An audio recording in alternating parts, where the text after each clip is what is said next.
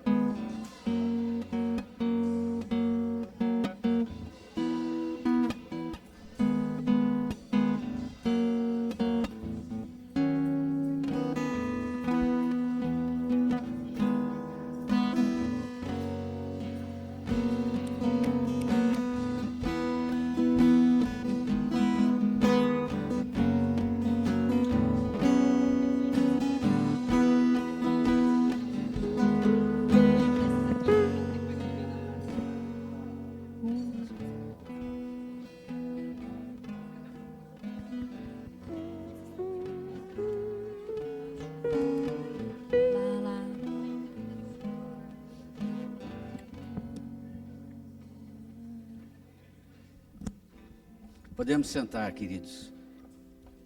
Nós temos o privilégio hoje, durante semanas atrás, aí o pastor colocou lá que um querido nosso tinha sofrido um acidente, o Gabriel, está ali, fique de pé, Gabriel, por favor. Isso. Bateu com a moto, quebrou a face toda, né?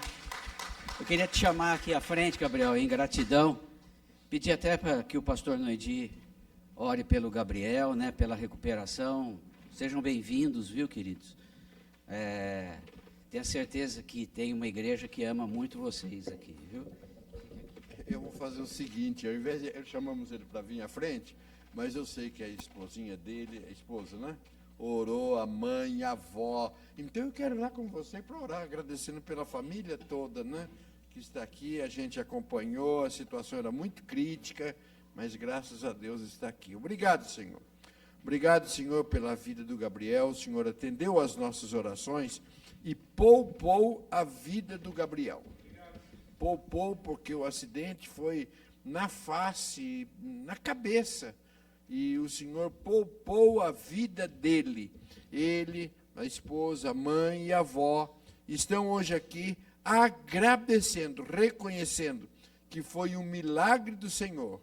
E o Senhor, preservando a vida dele, ele, a esposa, a mãe, a avó e toda a família possam nascer em Cristo Jesus e a família toda aos teus pés, agradecendo-te e vivendo para o Senhor e o Senhor na vida deles. Em nome de Jesus. Amém. Deus abençoe.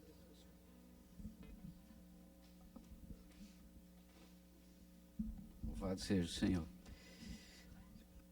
Grandes oportunidades o Senhor tem nos dado na sua palavra. Ouvimos aqui pregações que mexem com o nosso ser, né? Semana passada o pastor Wellington falou do privilégio que temos de servir a um Deus que supre todas as nossas necessidades. Um texto muito conhecido e que traz uma unidade com relação à nossa mente. Eu queria que você abrisse a sua Bíblia em Romanos, no capítulo 12. Vou ler os versículos 1 e 2.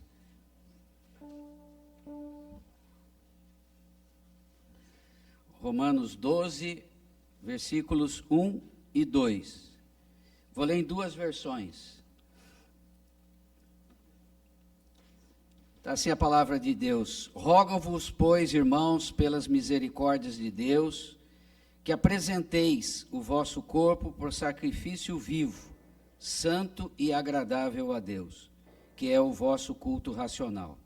E não vos conformeis com este século, mas transformai-vos pela renovação da vossa mente, para que experimenteis qual seja a boa, agradável e perfeita vontade de Deus. Na nova tradução da palavra de hoje, diz assim: portanto, meus irmãos, por causa da grande misericórdia divina, peço que vocês se ofereçam completamente a Deus como um sacrifício vivo, dedicado ao seu serviço e agradável a Ele. Esta é a verdadeira adoração que vocês devem oferecer a Deus. Não vivam como vivem as pessoas deste mundo, mas deixem que Deus os transforme por meio de uma completa mudança da mente de vocês. Assim vocês conhecerão a vontade de Deus, isto é, aquilo que é bom, perfeito e agradável a Ele. Irmãos, o crescimento espiritual passa por uma entrega total do nosso ser a Ele. Nós nunca alcançaremos unidade se não estivermos totalmente entregues ao Senhor. Quando você muda a sua maneira de pensar, as palavras que expressa começam a mudar também. À medida que Cristo mora no nosso ser, a nossa maneira de ser é diferente. Eu vi uma conversa entre os jovens hoje, de um testemunho do Henrique, que um amigo dele, de infância, pelo testemunho dele, ele encontra com esse rapaz aonde? Onde o rapaz está? Numa igreja evangélica. E ele vai conversar com o rapaz e falou: seu testemunho há anos atrás chamou a minha atenção. Essa é a maneira que Deus pode nos usar para transformar vidas. Pense da mesma forma que Jesus pensou. A partir do momento que Deus entra na nossa vida, muda a nossa maneira de pensar. Você quer ver uma coisa? Eu não posso pensar assim, eu não sou capaz de fazer isso. Cristo pensaria assim a respeito dele? Mas se Cristo está em você, você também não pode pensar dessa forma. Porque a própria palavra de Deus garante que seremos capacitados pelo seu poder. Então a gente precisa mudar a nossa mente. A palavra de Deus renova a sua mente, a minha mente. Ela dissipará toda a desesperança e lhe dará direção. A gente quer andar nos caminhos do Senhor é através da mudança da nossa mente. Deixar que Deus trabalhe nisso no nosso ser. Peça a Deus, então, perdão pelas suas falhas, pelas limitações da nossa mente. Que Ele promova crescimento espiritual em todos. A partir dessa unidade, teremos uma igreja impactante, diferente. Uma igreja que faça diferença no meio em que ela foi inserida. Então, nesse momento, eu te peço, fique de joelhos para o Senhor e diga: Senhor, desculpa pela minha limitação, mas trabalha poderosamente na minha mente. Trabalha poderosamente na minha mente. Amém? Os que puderem se ajoelhar comigo, os que quiserem ficar sentados.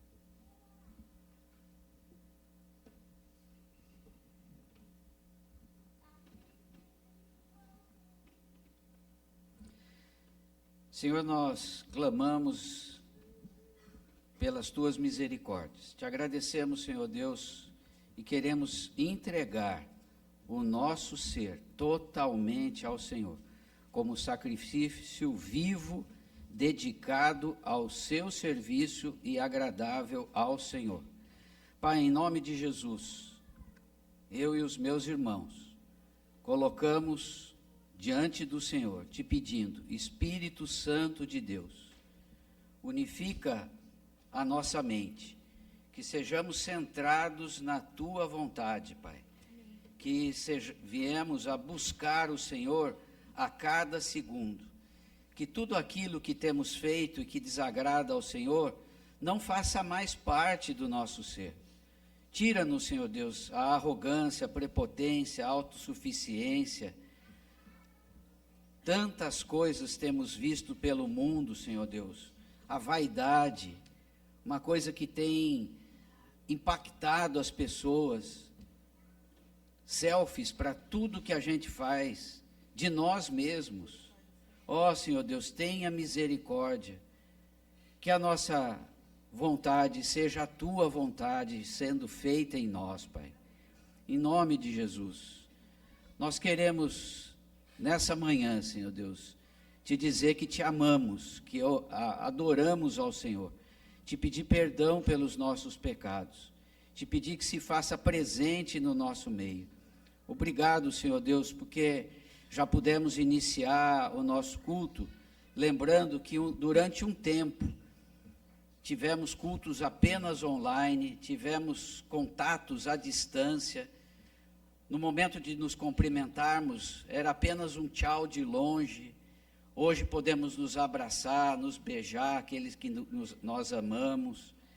Quantas coisas o Senhor tem feito por nós, Senhor Deus. E quanto nós temos retribuído por tanto amor derramado.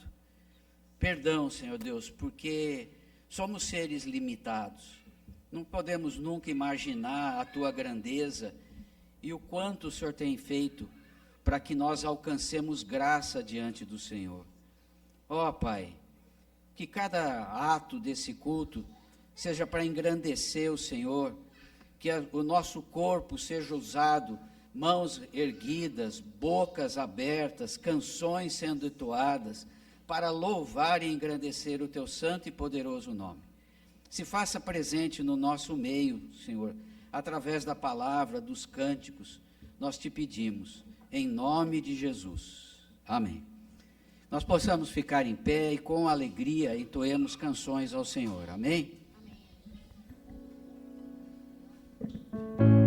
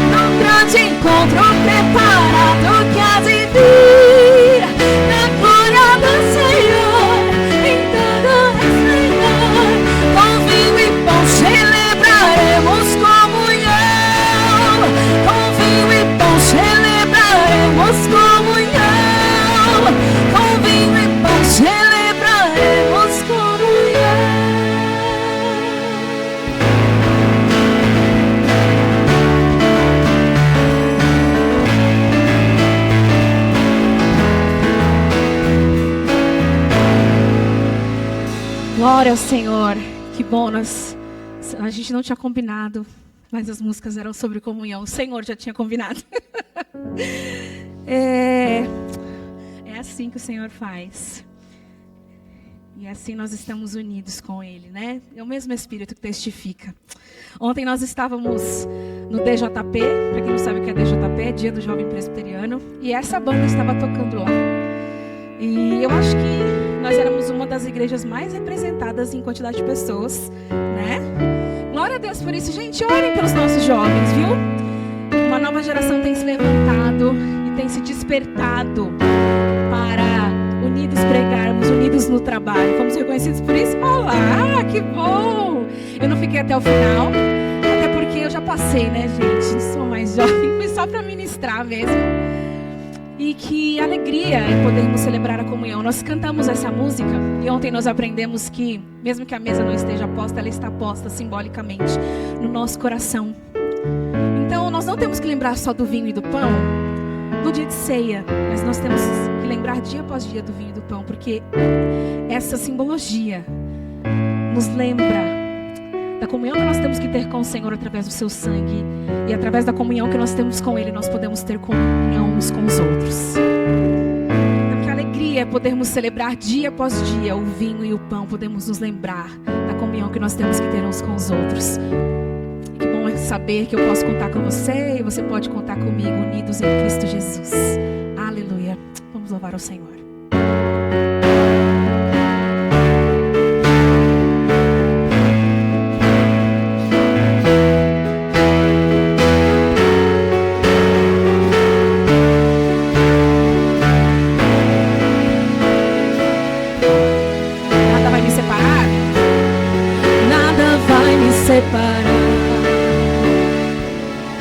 Mesmo se eu me abalar, teu amor não falha.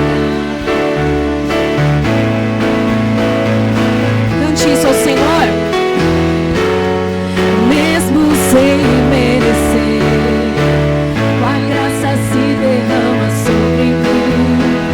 Teu amor não falha.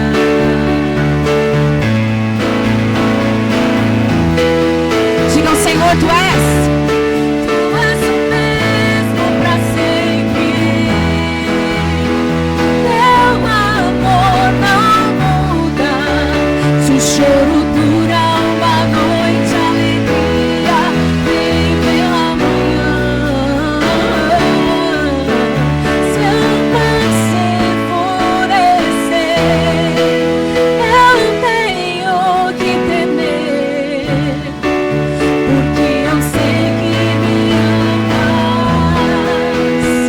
Teu amor não falha.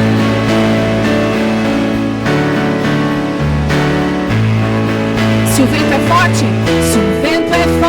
e profundo mar, tua presença vem me amparar. Teu amor não falha.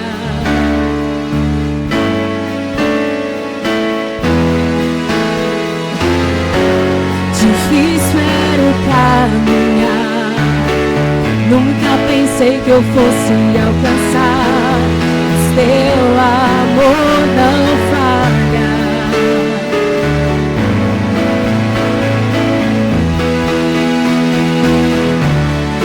Tu és o mesmo pra sempre,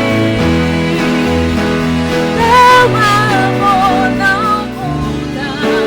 Se o choro dura uma noite, a alegria vem pela manhã.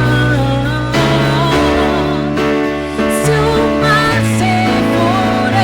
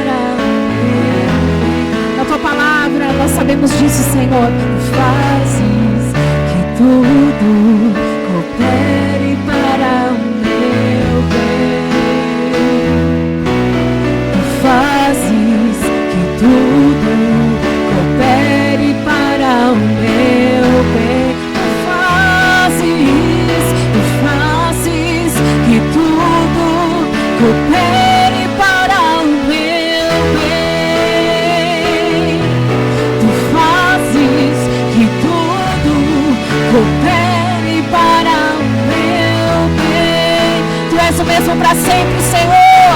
Aleluia. Tu és o mesmo para sempre. Teu amor não muda. Obrigada, Senhor. Se o choro dura uma noite, a alegria vem pela manhã. Se o mar se enfurecer, eu não tenho que temer, porque eu sei que me amas. Teu amor não falha.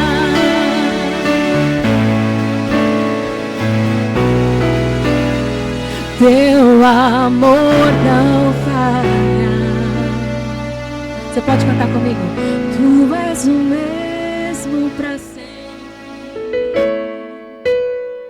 Teu amor não. Obrigada, Senhor. Se o choro dura uma noite, creia nisso. Creia nisso. Isso é a palavra do Senhor. Aleluia. Se o mar se enfurecer, Ele está com você. Não tema.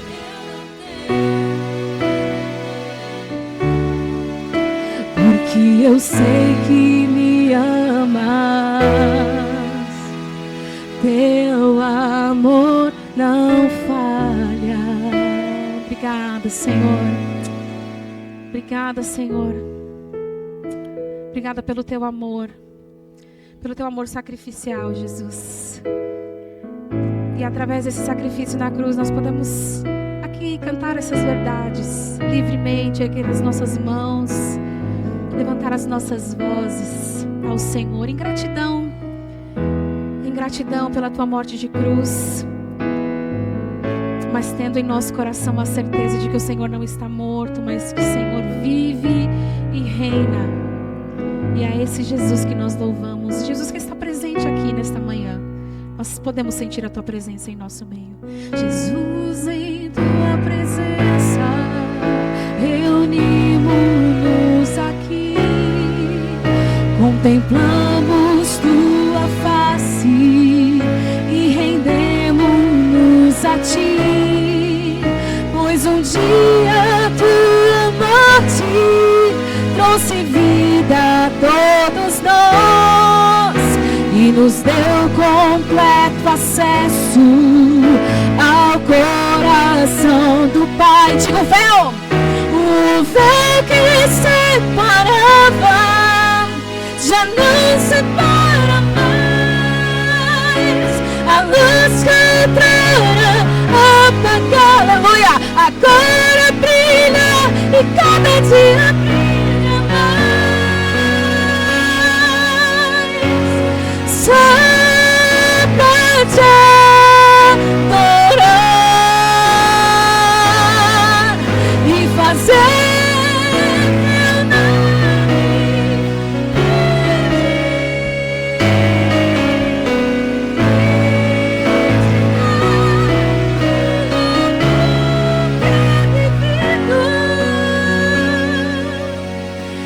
Estamos nós aqui. Nós estamos aqui, Senhor, para te adorar, engrandecer o teu nome, bendizer, te exaltar. Seja, Senhor, adorado neste tempo. Aleluia.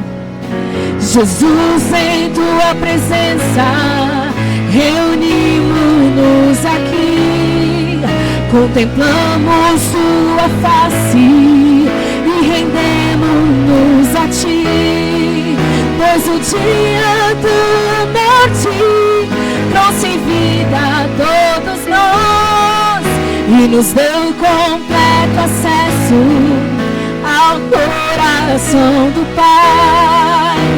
O véu que separava já não separa mais. A luz que outrora apagada agora brilha e cada dia brilha mais. Só pra te adorar e fazer teu nome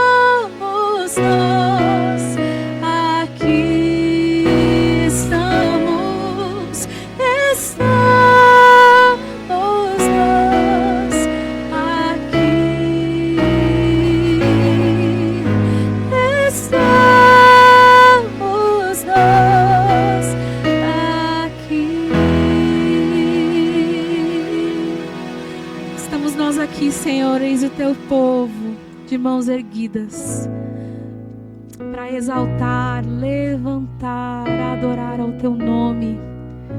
Nome que é sobre todo nome. Nome que é digno. Nome que que nós devemos toda honra, glória, louvor, exaltação. Recebe, Senhor, o nosso louvor. Que privilégio, Senhor, podermos adorar ao Senhor em comunidade, em família. E não é qualquer família, não é qualquer nome. Nós não fomos comprados por qualquer coisa, mas é a família de Cristo, comprados por seu sangue, lavados e remidos pelo sangue de Cristo. Ah, Senhor, é um alto preço, por isso nós te louvamos por esse privilégio. Nós te louvamos, Senhor, por não estarmos sozinhos e podermos ter esta casa, este lugar de oração, para louvarmos e engrandecermos ao teu nome, unidos. E não somente unidos uns com os outros, mas unidos com Cristo. Aquele, Senhor, aquele que não larga, aquele que não destrói a aliança que nós temos, que nos foi dada. Obrigada, Jesus, por podermos fazer isso. Nós te louvamos e nós te engrandecemos. Amém e amém. Você pode se assentar.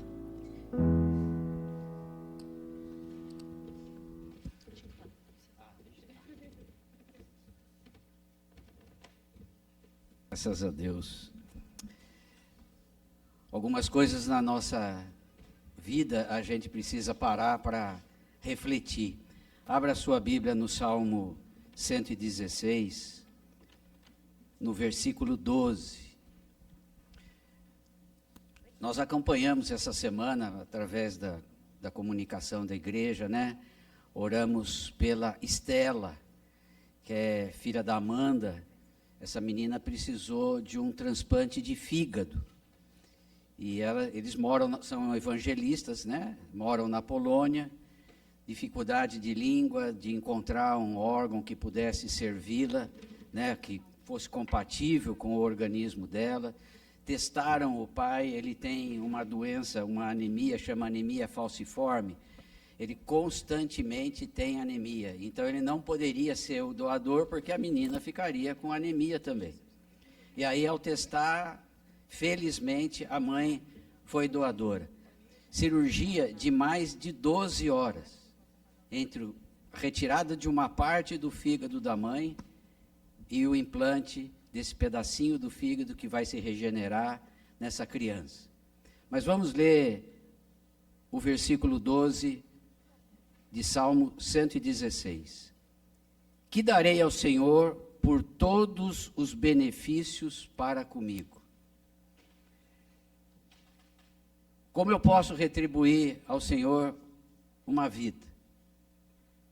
Como eu posso retribuir pelo pão nosso de cada dia? Como eu posso retribuir por ver o meu filho crescer com inteligência, com capacidade? Tudo isso vem de Deus. Tudo isso vem de Deus. Detalhes pequenos, às vezes, não é na nossa carne, mas dói muito na gente, quando a gente está próximo dessa pessoa. Nós temos a oportunidade de te retribuir com pouco. O Senhor só pede 10% dos 100% que Ele nos concede. É uma oportunidade da gente demonstrar carinho e amor pela obra do Senhor. Essa é a forma da igreja crescer. Muitos aí fora, e o mundo olha, né? Eu escutava isso com frequência lá na faculdade dos meus amigos. Nossa, você viu tal pastor? Está enriquecendo, acho que vou abrir uma igreja. Quer dizer, não sabe o que é o pastoreio, né? E como a gente trata essas coisas de forma séria, né? Mas nós que somos o povo de Deus, temos esse compromisso com o Senhor. Então eu chamaria aqui os pastores à frente, os presbíteros. Saia do seu lugar com alegria e retribua com um pouquinho de tudo que o Senhor tem lhe dado. Amém?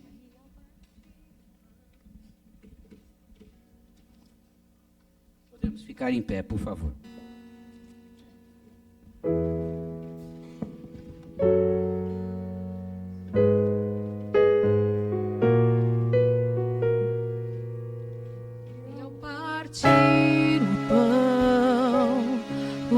nossos olhos se abrem, reconhecemos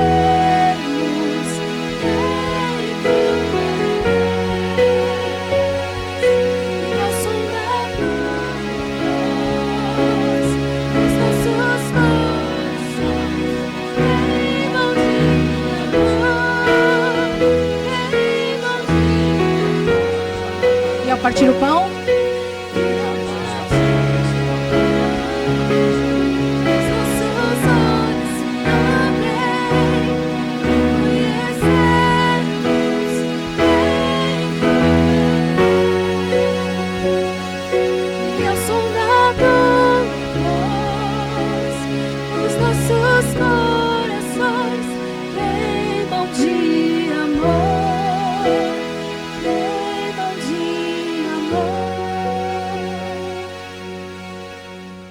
Bendito Deus, que essas ofertas, dízimos, cheguem até o altar da glória, da graça do Senhor, com um aroma suave, agradável ao Senhor. Queremos aprender e temos aprendido a doar, a dar com alegria, que é a oferta que o Senhor recebe dos nossos corações.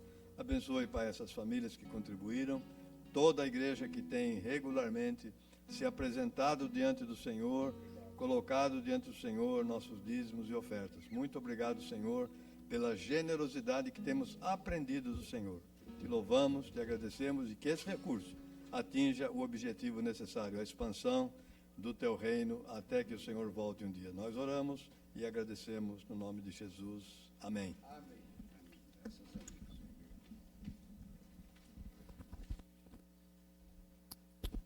Shalom, irmãos. É muito bom nós estarmos aqui louvando e engrandecendo o nome do nosso Senhor. E hoje nós temos visitantes, né?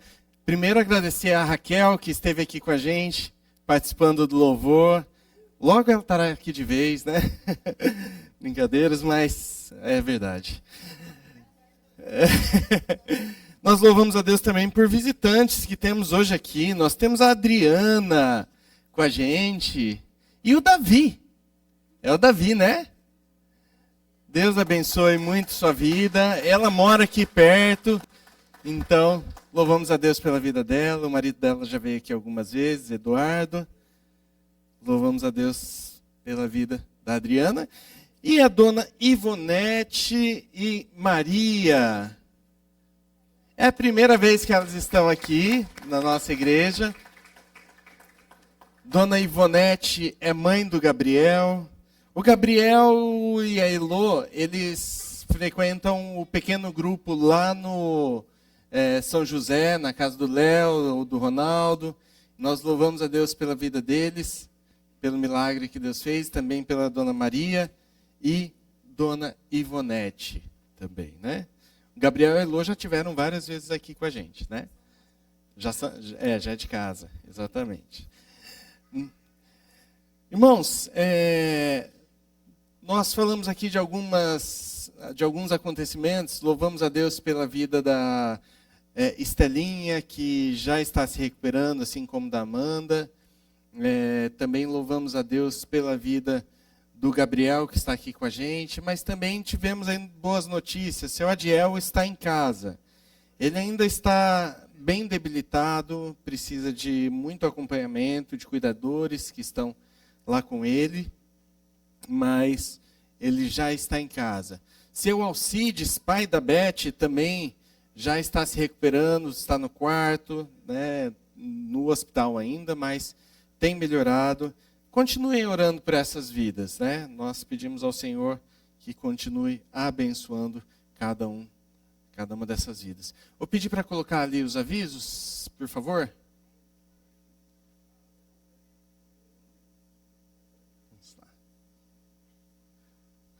Bom, próximo sábado, dia 22, às 9 horas, nós teremos um evangelismo. Começaremos com um café da manhã, lá na Igreja Presbiteriana do Jardim Esmeraldino, e teremos um evangelismo. Evangelismo é algo que vai acontecer com todo o presbitério, tá? Então, as igrejas têm se unido de 3 em 3 igrejas no presbitério para fazer evangelismos em alguns locais. E nós iremos lá na igreja do Jardim Esmeraldina, junto com a igreja do Jardim Esmeraldina e da Aliança também, e faremos um evangelismo ali naquele bairro. E no dia 3 de agosto vai ter uma programação especial de comemoração de 80 anos do nosso presbitério, mas também de 165 anos da Igreja Presbiteriana do Brasil.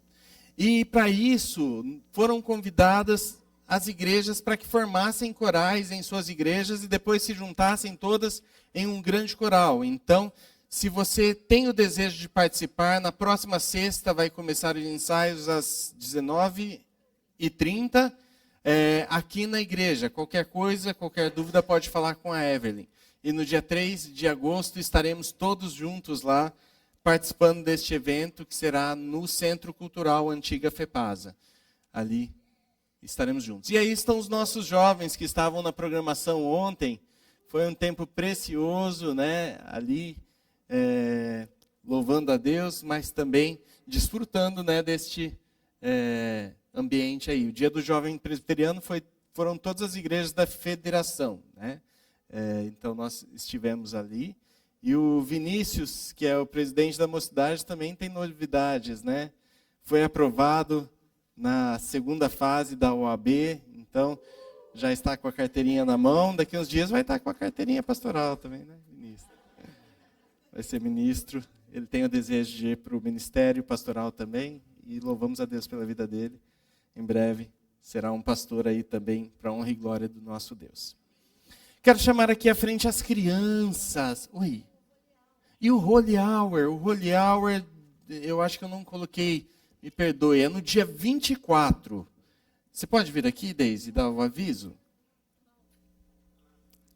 Pode ficar aqui a criança.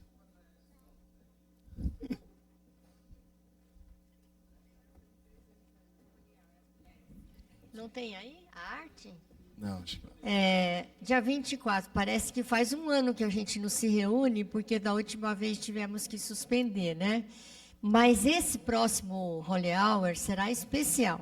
A pastora Thelma estará conosco. Então, nós aproveitamos que ela virá para São Paulo, para um compromisso lá. Aí, está mais pertinho, né, para estar conosco. Ela vai falar sobre o tema Vencendo o Luto e as Lutas da Vida. Vocês conhecem a pastora Thelma, sabem que vale a pena ouvi-la. Ela é uma mulher de Deus e tem muitas experiências com o Senhor. Então, é um movimento que a gente quer trazer muita gente aqui. Então, por isso que nós estamos anunciando desde já. Ainda são 2 semanas para frente, né? Mas para você ter tempo de convidar amigas, familiares, vizinhos, porque ela vai tocar em assuntos que vai mexer com todo mundo, vai falar de lutas que a gente vive nessa vida e como é possível vencer em Cristo Jesus. Então, eu conto com o trabalho de todos. Mesmo os homens podem ajudar a gente a divulgar, né? Para que o maior número de mulheres possível venha. E a Evelyn também está preparando um louvor especial, teremos uma convidada especial para tocar, acompanhá-la. Vai ser bênção, imperdível. Deus abençoe, espero por vocês. 2 semanas não, é 1 semana e um dia. É, não amanhã, na outra. Estamos chegando, está chegando, vai ser bênção. Quero chamar aqui as crianças à frente.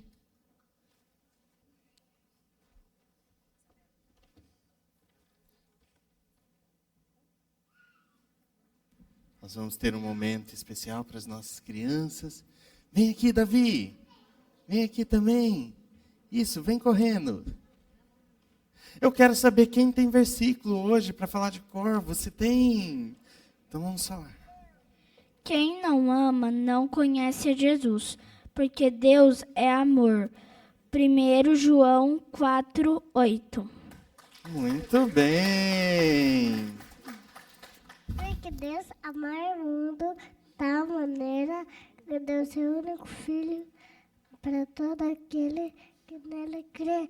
não morra, mas tenha vida eterna. Santo Irene Jesus! Muito bem, muito bem. O Senhor.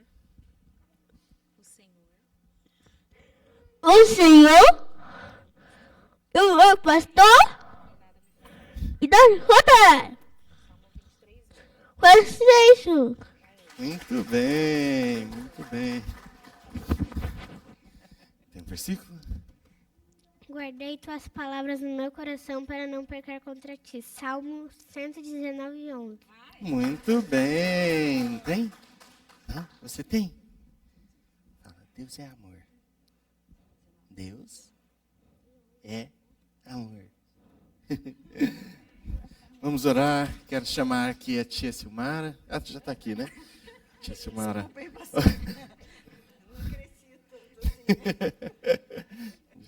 Sou invisível, meu Bel. Vamos orar. Querido Deus, nós louvamos o Teu nome e Te bendizemos nesta manhã, Pai. Porque mais uma vez estamos na Tua casa, mais uma vez o Senhor nos dá a oportunidade de falar do Teu amor para as nossas crianças. Que tenhamos um tempo de culto abençoado com elas ali. Que o Senhor abençoe a Valéria, que vai trazer a palavra para eles. E que em tudo o Seu nome seja glorificado, Pai. Eu oro e Te agradeço por tudo em nome de Jesus. Amém. Amém. Tá beijando meu relógio?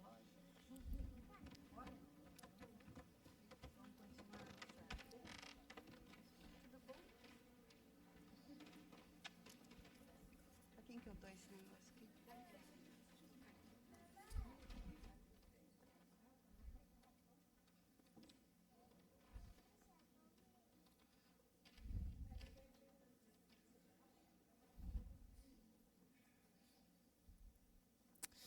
Quero convidar os irmãos a abrirem suas Bíblias em Atos, no livro de Atos, nós leremos o capítulo 9, versículo 31. Atos 9, 31. Aí o encontro Holy Hour já está com a imagem aí. Já pode mudar, colocar no padrão.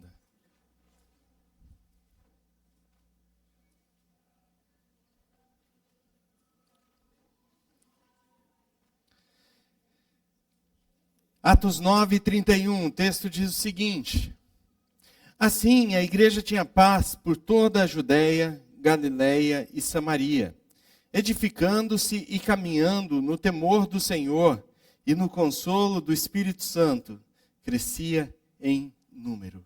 Vamos orar? Senhor nosso Deus, nós te louvamos por este texto que foi lido. E agora nós te pedimos que o Senhor fale aos nossos corações, através do Teu Santo Espírito. Nós nos entregamos a Ti, em nome do Senhor Jesus. Amém.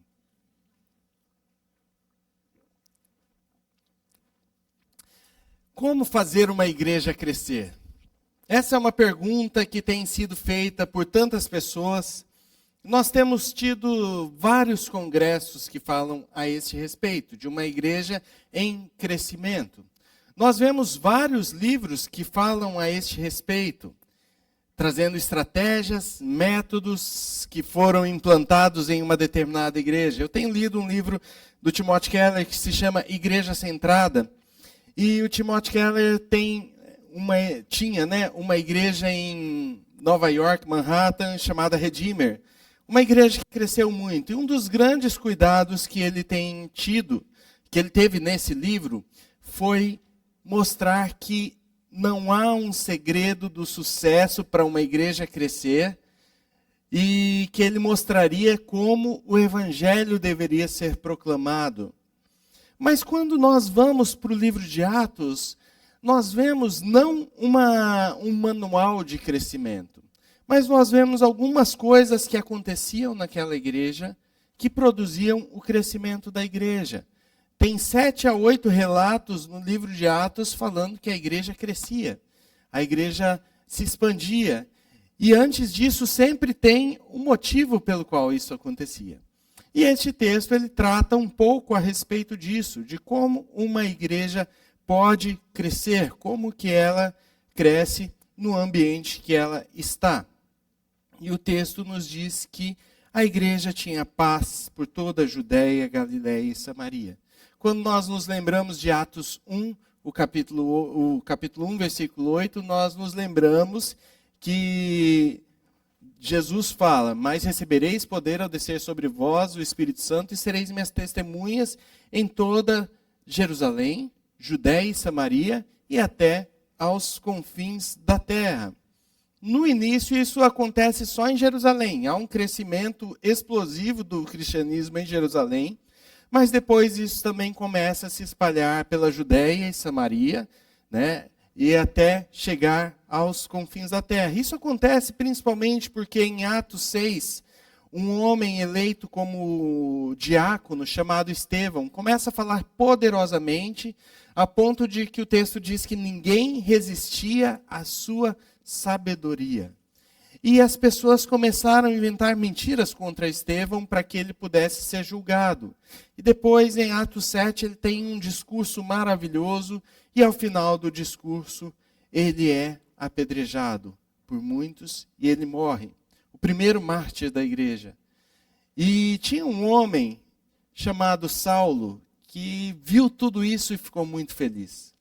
A Bíblia fala que Saulo consentia com a morte de Estevão. E a partir da morte de Estevão se inicia uma perseguição em Jerusalém e as pessoas começam a sair e pregar o evangelho em outros lugares, de forma que o evangelho chega em toda a Judéia e Samaria. E por isso que o texto nos fala que havia paz na igreja da Judéia, Galiléia e Samaria. O evangelho estava sendo proclamado, a igreja estava crescendo, mas o texto nos diz que havia paz. Só que tudo que a gente vê desde o início de Atos não é paz, é ausência de paz. É dificuldade, é perseguição.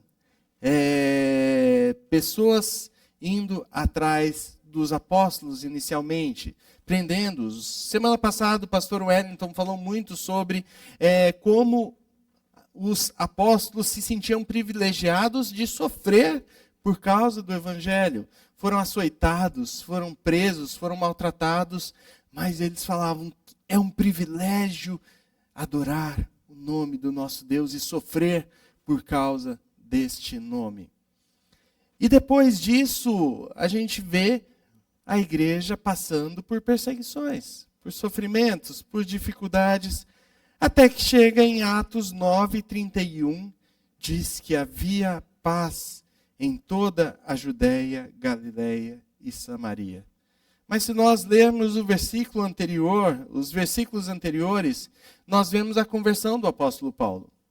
O apóstolo Paulo, aquele que perseguia a igreja, ele consentiu primeiro com a morte de Estevão e depois ele foi até um sumo sacerdote, até o Sinédrio, o tribunal da época, e chegou para Caifás, o sumo sacerdote, e falou: eu preciso de uma carta me autorizando a prender todas as pessoas que eu encontrar por onde eu passar que forem cristãos. Caifás prontamente assinou essa carta e deu ao apóstolo Paulo, que saiu procurando pessoas e retirava as pessoas das suas casas e prendia-os. Até que em um determinado momento ele está a caminho de Damasco com essa carta para prender mais cristãos. E no meio do caminho ele tem um encontro com Jesus. Ele tem uma visão de Jesus em que Jesus fala com Saulo: Saulo, por que você me persegue? Por que você está me perseguindo? Então Saulo pergunta: quem és tu, Senhor? Eu sou Jesus, a quem você persegue. Vai para uma rua chamada direita, lá você vai se encontrar com um profeta chamado Ananias. E depois Deus fala com Ananias: está indo aí um homem chamado Saulo. Ele fala: Saulo? Não é o que está perseguindo na igreja? O senhor vai mandar aqui para mim? Eu sou cristão, não sei se o senhor lembra, né? Se ele vier aqui, ele vai acontecer alguma coisa comigo. E Deus fala: fique tranquilo, eu tenho um propósito para a vida dele, de falar e de evangelizar as nações. Então recebam. E ali Saulo se converte, né? Até então ele era chamado de Saulo, depois ele passa a ser chamado de Paulo também. Isso não é porque ele se converteu, mas é diferenças entre as linguagens, né, que havia na época. E então Paulo ali agora era um cristão, conhecia o Senhor. E o que ele faz em Damasco? Ele começa a pregar o evangelho, e começa a ir para as sinagogas falar a respeito de Jesus, e as pessoas ficam confusas. Não era esse que estava perseguindo a Jesus? Então os judeus que não eram cristãos da época falam: vamos prender o apóstolo, vamos prender Paulo e fazer com que ele não divulgue mais o evangelho. As pessoas ficaram nos portões da cidade fazendo tocaia para que, se Paulo aparecesse, eles prendessem. O que eles fazem? Pegam Paulo, colocam dentro de um cesto e descem pelas muralhas da cidade. E aí Paulo vai para Jerusalém. Ele chega em Jerusalém, começa a pregar o evangelho. Eles falam: não era Saulo que estava perseguindo a igreja? E aí começa uma nova perseguição, até que Saulo sai, vai para Cesareia e depois vai para Tarso. Após isso acontecer, exatamente, fala: assim a igreja tinha paz por toda parte. Que paz seria essa que a igreja tem? Que paz é essa que a igreja tinha nesse momento? E talvez nós podemos dividir em 3 momentos de paz que a igreja foi tendo na sua história pequena até então, aquela igreja primitiva. O primeiro aspecto é que a igreja não era uma igreja que não tinha problemas.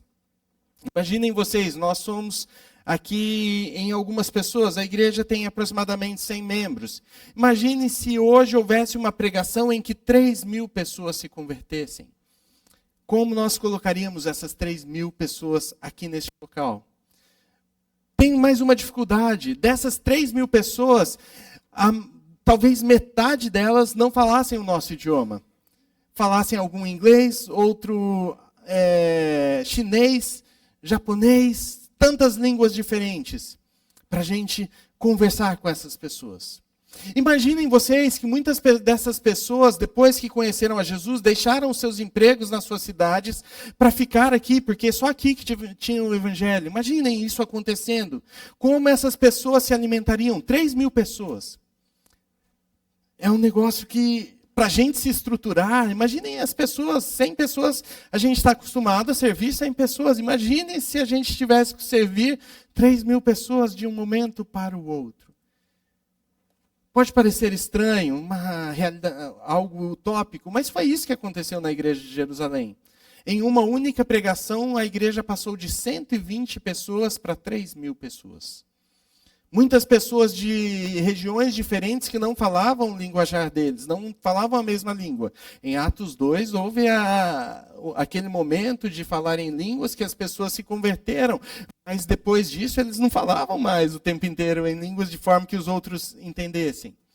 Isso foi criando um problema difícil de se resolver na igreja, de forma que não tinha espaço no templo. Então, o que eles fizeram? Começaram a se reunir de casa em casa. Não tinha comida para todo mundo, então Atos vai falar que ninguém considerava seu aquilo que era propriamente seu. Eles dividiam entre as pessoas para que houvessem comida. Então a igreja se mobilizou rapidamente para resolver os problemas que haviam inicialmente na igreja. Houve novos problemas, porque isso fez com que um homem chamado José, que depois foi apelidado de Barnabé, vendesse o seu campo. E, depois de vender o campo, ele desse todo o dinheiro para os apóstolos, para que fosse repartido. Os apóstolos receberam e todos ficaram muito felizes. As pessoas falavam: nossa, você viu? Barnabé, um homem de Deus. Ele vendeu um campo e deu todo o dinheiro para que fosse compartilhado. Que homem de Deus. Ananias e Safira ouviram isso. E eles falaram: olha que legal, ele vendeu o terreno. Vamos fazer, a gente tem um campo também. Vamos fazer igual, só que diferente? Vamos vender o nosso campo. Aí a gente chega e fala: olha, o campo a gente precisou vender rápido porque a gente precisava alimentar esse povo, então a gente vendeu abaixo do preço. O preço que a gente vendeu é isso, só que na verdade eles tinham vendido pelo dobro. E eles levam aquele dinheiro para os apóstolos, falam: olha, esse é o dinheiro de tudo o campo que a gente vendeu. Então Pedro pergunta para Ananias: esse foi o preço que você pagou? Ele disse que você vendeu? Ele disse sim. Ele fala, por que você tentou ao Senhor? Por que você mentiu para o Espírito Santo? Por causa disso, você vai morrer. E ele cai morto naquele mesmo instante. Logo depois chega Safira, sua esposa. Pedro pergunta, Safira, tudo bem? Tá vendo? Eu queria saber, foi por este valor que você vendeu o campo? Sim, foi exatamente. Tá vendo esses pés ali? São do seu marido. Ele acabou de morrer porque mentiu ao Senhor. E vai acontecer o mesmo com você. Safira cai morta também. Mais um problema que foi resolvido com a disciplina mais severa que tem na Bíblia, com a morte. Mas a igreja resolveu o problema. Ainda na dificuldade de alimentar as pessoas, as viúvas que não eram propriamente judias estavam sendo esquecidas da alimentação, na cesta básica que estava sendo distribuída. Então as pessoas começaram a protestar, murmurar, reclamar, e foram falar lá com os apóstolos, olha o que está acontecendo aqui, vocês estão esquecendo as viúvas. Os apóstolos falaram, a gente não tem condições de pregar a palavra e de alimentar as mesas. Então elejam 7 homens cheios do Espírito Santo para que façam isso. Esses 7 homens foram eleitos, 2 deles são citados posteriormente em Atos, Estevão e Filipe. Tudo isso é para mostrar que a igreja não era uma igreja sem problema. A igreja primitiva, ela começou e tinha problemas, mas rapidamente eles eram resolvidos. Rapidamente eles atuavam para resolver as situações que estavam acontecendo ali. E quando nós olhamos para a nossa igreja, é uma igreja que precisa estar em paz, mas não uma igreja com ausência de problemas. É uma igreja que sim, tem seus problemas e que precisam ser solucionados. Nós não vamos encontrar na face da terra uma igreja que não tenha problemas. Mas a palavra de Deus nos chama a ser uma igreja que vive em paz. Uma igreja que vive distante dos problemas, uma igreja que tenha bons relacionamentos, boas amizades. E quando a gente fala disso, às vezes parece que, bom, se não tiver briga já está bom. Mas não, às vezes a ausência de brigas é por quê? Porque não há relacionamentos, porque não há comunhão. Porque quando a gente começa a conhecer a pessoa de verdade, a gente começa a conhecer os problemas, né? Os defeitos. E quando isso começa a acontecer, nós começamos a ter problemas uns com os outros. Mas o texto nos chama a viver em uma igreja que tem comunhão, que vive de casa em casa, que parte o pão, que senta junto à mesa. Não só no domingo. Como que nós temos feito com os nossos irmãos durante a semana? Será que é o único dia que a gente tem notícia dos irmãos é no domingo ou então quando se posta alguma coisa no grupo de WhatsApp? Nós precisamos nos relacionar. E relacionar não é causar problemas.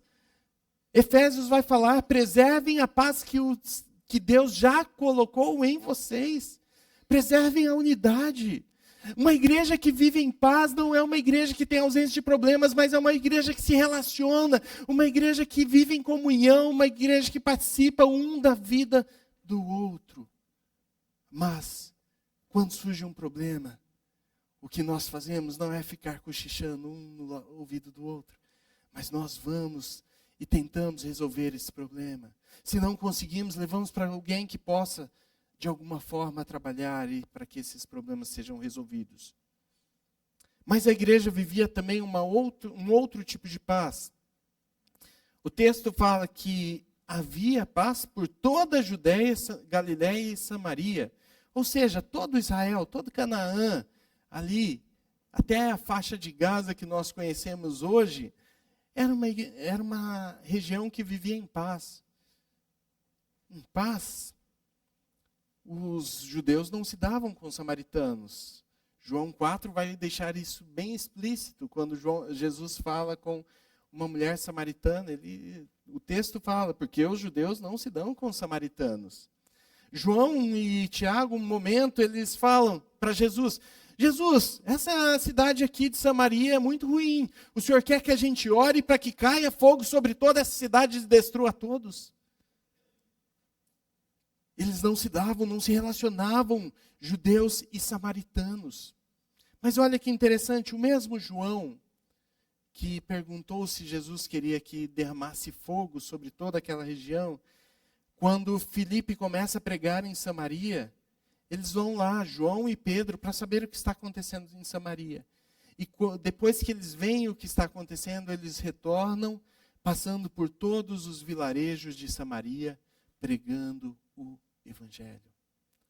Não havia paz entre judeus e samaritanos. Havia paz entre cristãos judeus e cristãos samaritanos. A igreja estava produzindo paz entre povos que viviam na ausência de paz, que viviam em guerra. Talvez se a gente fosse trazer isso para a nossa realidade hoje, nós veríamos igrejas diferentes, que entendem que lutam por um mesmo propósito. Há um tempo atrás, um pastor, ele era pastor batista, ele estava fundando uma igreja numa rua, e aí chegou um rapaz, pastor de uma outra igreja, e falou com ele: pastor, desculpa, o que é isso? Ele está falando, é uma igreja, a gente está iniciando uma igreja aqui. Ah, qual que é a sua igreja? E ele falou: uma igreja batista. Ah, igreja batista? Vocês gostam desse negócio de Bíblia, né? E ele falou: sim, né? Nós confessamos a Bíblia, a nossa única regra de fé e prática. Aquele outro pastor falou: não, meu negócio é diferente, meu negócio é poder. Como se a Bíblia confrontasse ao poder de Deus, ao poder do Espírito Santo. E ele falou: meu negócio é poder, nosso negócio é poder.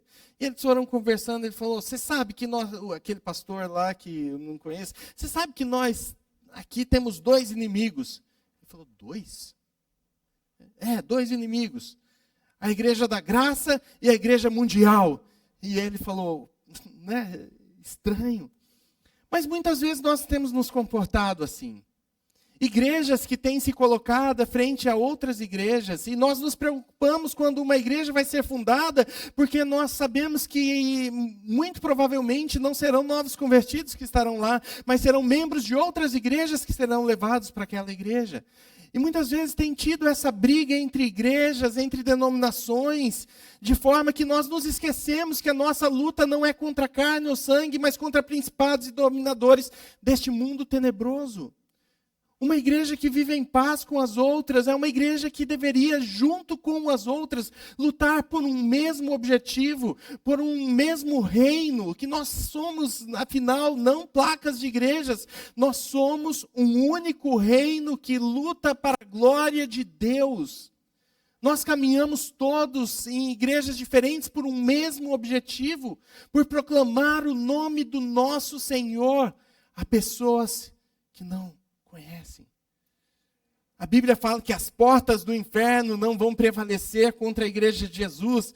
Às vezes a gente fica imaginando uma porta chegando, lutando contra a gente aqui, né? Ao contrário, nós que vamos nas portas do inferno tirar aquelas pessoas que estão morrendo, porque sem conhecer o nome do nosso Senhor. Nós que vamos bater no mundo, falar: olha, dá licença, que agora tem pessoas que precisam conhecer o meu Jesus. Vamos ter o evangelismo, participe, isso é para a igreja toda. Nós estamos tendo o evangelismo toda semana. O pessoal tem ido fazer visitação aqui, venha, pergunta como que eu posso fazer, a gente coloca no grupo, vai visitar, vai bater porta. Evangelizar, nós somos chamados a proclamar um mesmo evangelho. Não há briga entre igrejas, há um reino a ser proclamado. Ou se há, não deveria haver. Há um reino a ser proclamado. Mas há um outro motivo ainda de paz. Então havia paz internamente na igreja, porque os problemas se resolviam. Havia paz em toda a Judéia, Samaria e Galileia, né, entre regiões. E havia paz também de perseguição. É interessante que esse texto ele acontece mais ou menos no ano 36 e 37 antes de Cristo. Nesse ano foi o ano que Pôncio Pilatos morreu e assumiu um outro governador. Então aquele homem que um dia falou: eu lavo minhas mãos para Jesus e ele que seja morto. Ele havia morrido.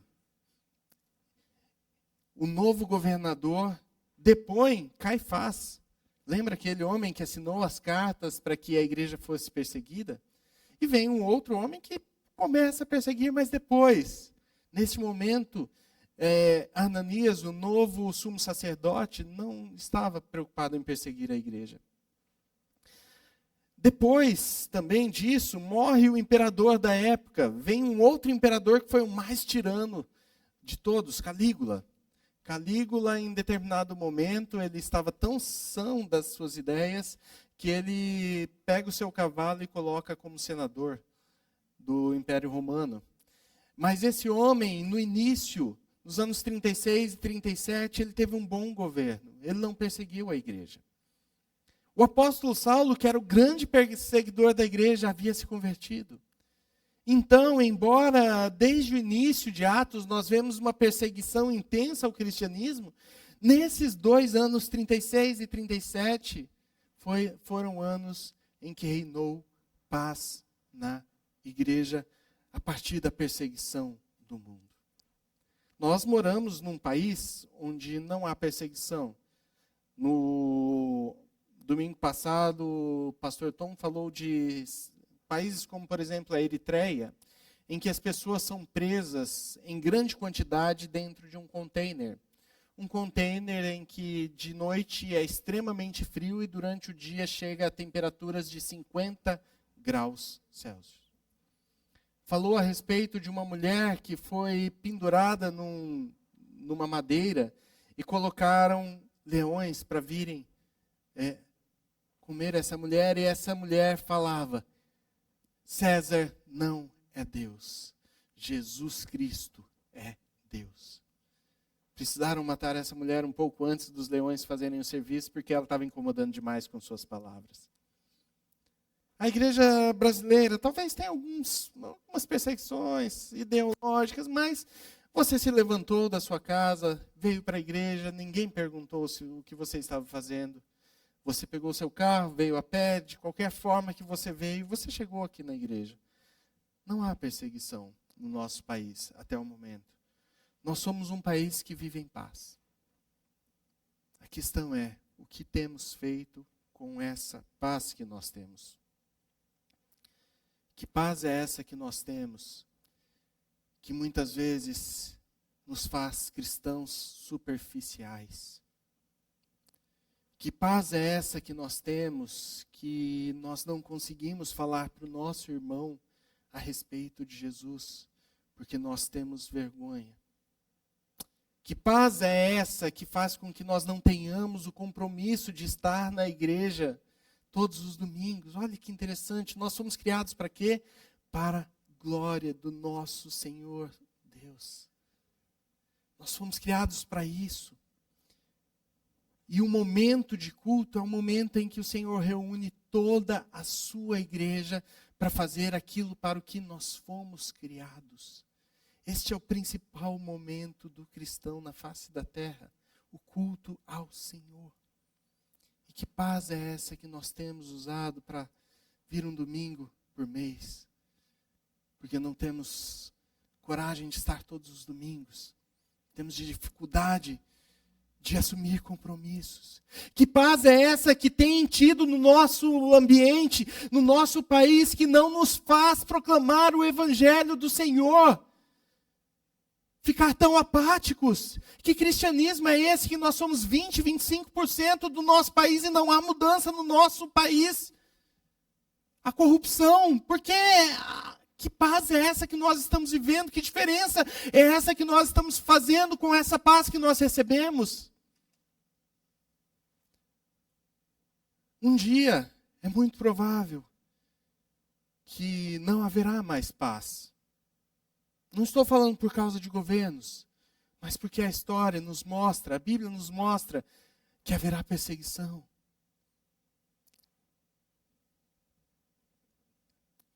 Porque temos vivido tão apáticos como cristãos nessa paz que o Senhor tem nos dado. Essa igreja vivia em paz internamente. É uma igreja que vivia em paz entre irmãos. Vivia em paz agora com o povo, mas era uma igreja que crescia em número. Que crescia em número. Mas o texto vai falar algo mais a respeito deles. Eles edificavam-se e caminhavam no temor do Senhor e no consolo do Espírito Santo. Eles edificavam-se entre a igreja, que é a mesma palavra de edificar um prédio mesmo, construir um prédio. Edificar é se fortalecer, é se estruturar, é crescer no cristianismo, se fortalecer em Cristo. E essa igreja estava se edificando no temor do Senhor, e ela caminhava, e essa palavra caminhar também é ir, proclamar o Evangelho, levar o Evangelho. E eles faziam tudo isso em dois aspectos, no temor do Senhor e no consolo do Espírito Santo. Nós vemos a Trindade atuando aqui, porque a paz quem dá é Deus, o temor é do Senhor, o consolo do Espírito Santo.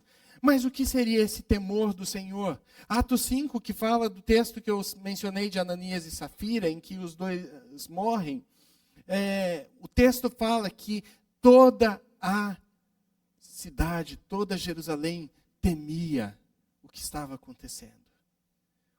Os cristãos temiam ao Senhor por causa disso. A palavra de Deus, ela é feita de confronto e consolo. Ela não é exclusivamente de consolo. Uma igreja que só prega que a vida vai melhorar, que tudo vai bem, não é uma igreja que prega o verdadeiro evangelho, porque ela é feita de confronto, ela é feita de disciplina, e nós precisamos aprender a ser confrontados e crer que o confronto faz com que nós cresçamos, com que nós amadureçamos, com que nós sejamos edificados. Nós precisamos aprender a ser confrontado. O salmista Davi fala: Senhor, sonda o meu coração, prova-me os pensamentos, vê onde há um caminho mau e me guia pelo caminho eterno. O salmista estava pedindo ao Senhor: confronte os desejos do meu coração, confronte os pecados pelos quais eu tenho vivido, para que eu possa ser alguém que vive e caminha pelo caminho eterno. Confronto é importante aos nossos corações, para que nós possamos ser edificados e crescer no Evangelho.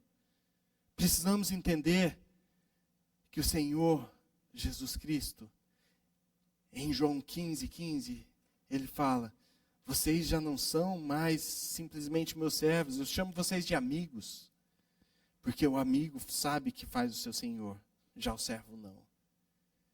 E às vezes a gente confunde o amigo com o coleguinha que senta do lado. E a gente quer tirar sarro de Jesus. A gente quer zombar do nome de Jesus. Ou simplesmente a gente não quer ter a reverência que ele merece. Nós precisamos entender que Jesus é o nosso amigo. Mas ele quer que nós o temamos, porque ele também é o Senhor. Ele é o Deus Todo-Poderoso. Ele é o eu sou, que a palavra de Deus nos fala. Ele é o Deus. Ele sim é o nosso amigo, mas é um amigo que deve ser temido por quem ele é. Não é simplesmente ter medo. Nós não precisamos ter medo de Jesus. Se nós caminhamos e andamos nos caminhos dele, e temos temor, respeito, reverência por ele, não precisamos ter medo. Mas essa reverência é necessária. Mas uma igreja também não vive só de confronto. Ela vive de consolo, de conforto. Quando Paulo está a caminho de Roma, para ser preso, já está preso na verdade, em determinado momento Jesus se senta ao lado de Paulo. Fala: Paulo, não tenha medo. Tenha coragem, porque me importa que você pregue entre reis lá em Roma. Você vai chegar em Roma. Quando Josué está para assumir o povo do Egito, o povo de Israel, desculpem, Deus chega e fala: seja forte e corajoso, que eu, o Senhor, estarei com você. nós caminhamos no conforto do Espírito Santo.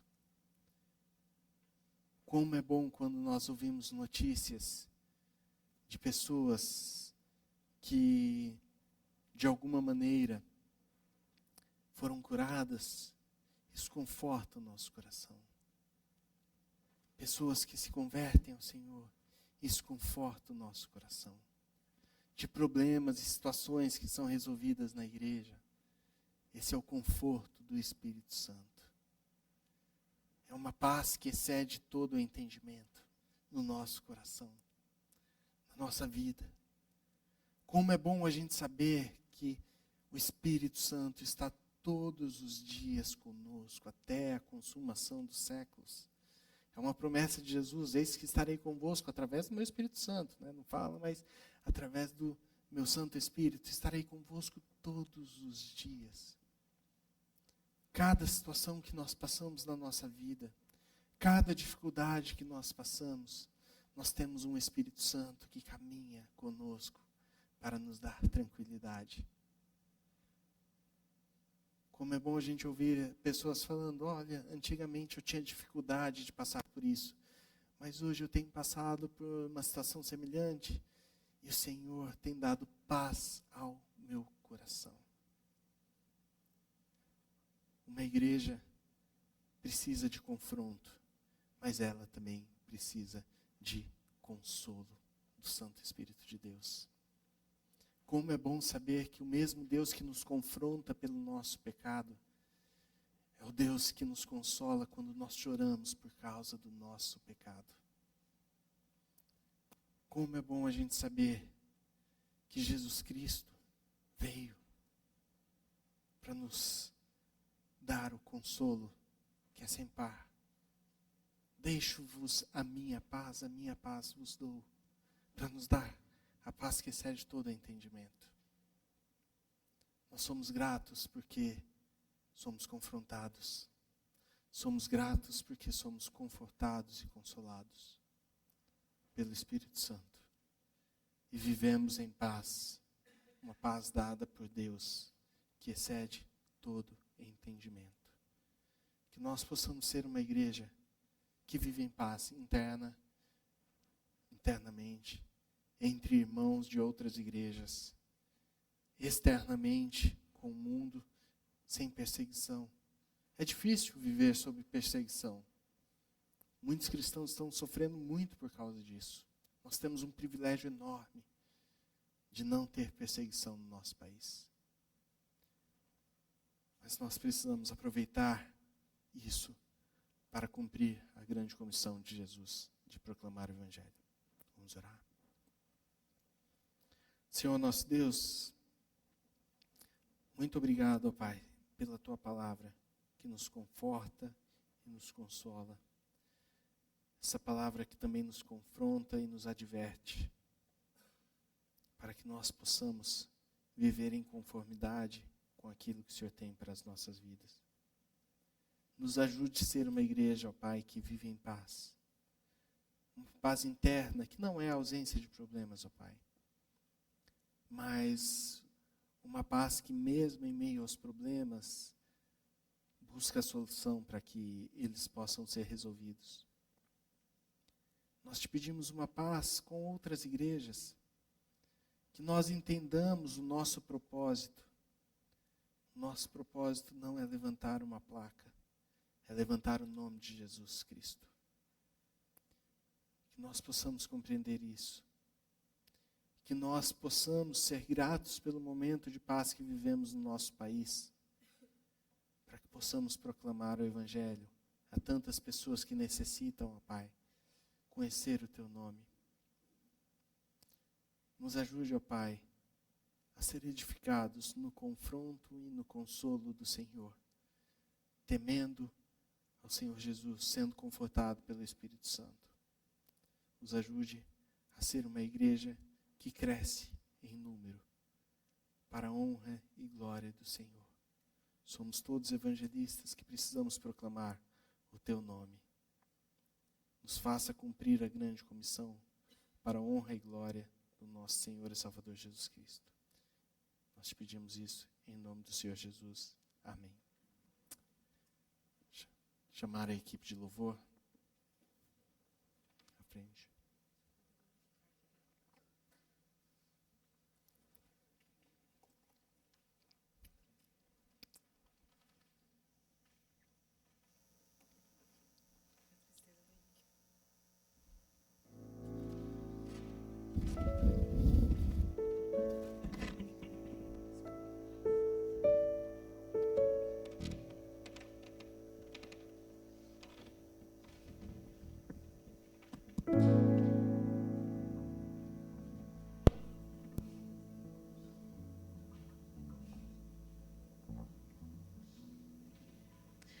Vamos ficar de pé para cantarmos essa última música, que tem tudo a ver com aquilo que o Senhor nos falou no dia de hoje. Que essa música ela não seja somente cantada, mas que ela seja vivida nos nossos dias. O grande desafio, eu estava falando para o pessoal hoje na aula, na sala de jovens, que o grande desafio é conseguirmos desenvolver e desempenhar tudo aquilo que nós ouvimos da porta para fora. Ser crente aqui dentro é fácil demais. O nosso desafio é sairmos da porta para fora. E essa porta, ela é porta de partida. Quando você sair aqui da igreja, não entenda que você está saindo, mas ela é porta de partida para aquilo que o Senhor quer te fazer viver, com aquilo que Ele falou aqui dentro. Amém? Que Ele nos ensine, que Ele nos ajude. Amém.